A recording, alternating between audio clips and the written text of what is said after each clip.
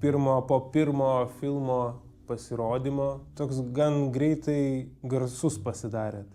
Šiaip filmas, jisai labai buvo išskirtinis tam visų filmų kontekste, ne, tuo metu kuriamų. Tai prasidėjo, jo, filmas labai gerai nuėjo, ta prasme, tapo žinomu, jį labai cituodavo, daug buvo nuorodų į tą filmą, netgi jaunesnė chebra statė ir parodijas, ir trumpus metrus su apeliacija į Zero filmą. Ir pradėjo mane kviestis tiesiog į visokias laidas, į tokius šūdinus žurnalus, ten dėti nuotraukas, intervus kažkaip.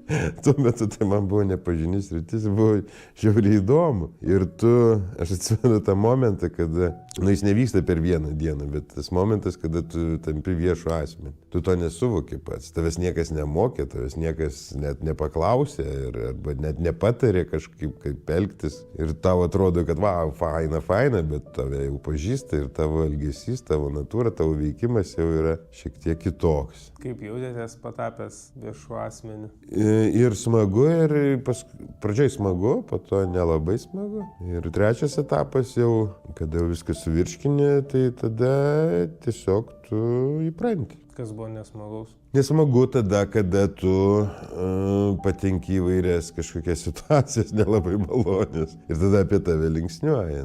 Tai jų buvo įvairių tokių situacijų gyvenime. Buvo ten mano visokie reikalai su policijom, su visokiom muštynėm. Tuo metu aš kažkokiu būdu vis įsiveldavau į vairias tokias kurioziškas situacijas. Tai jau tave tada linksniuoja.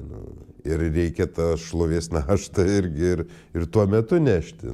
Smagu, kai giria, bet reikia turėti omeny, kad ir bus momentų, kada negirs, o peiks. Iš ko kildavo tas kuriozinės situacijos? Aš manau, kad natūraliai dėl savo natūros aš pats patekdavau, nes matyt pasąmoniškai net norėdavau, kad ten patekčiau. O kas yra ta natūra? Kiekvienam žmogui, kiekvienu atveju yra skirtingai. Mano atveju šiuo, tai aš manau, kad aš kovojau su savo nevisavertiškumu. Tarsi iš to ir buvo agresijos, ir buvo nesupratimo, ir buvo kažko aš negavau gyvenime ir dabar aš plūstuosi ant viso pasaulio, kad aš čia toks. Tai tas buvo. Ir kažką tai kaip auka, ne tai, kad tu sąmoningai pasirenki, ar tai būtų sistema, ar šiuo atveju ten policija, ar ten kažkokie kiti žmonės, ar veiklos, bet tu pasąmoniškai gyveni ir tau atrodo tai normalu. Ir kai tu paklausi savęs, kodėl taip atsitinka, tai taip čia atsitiktinumas.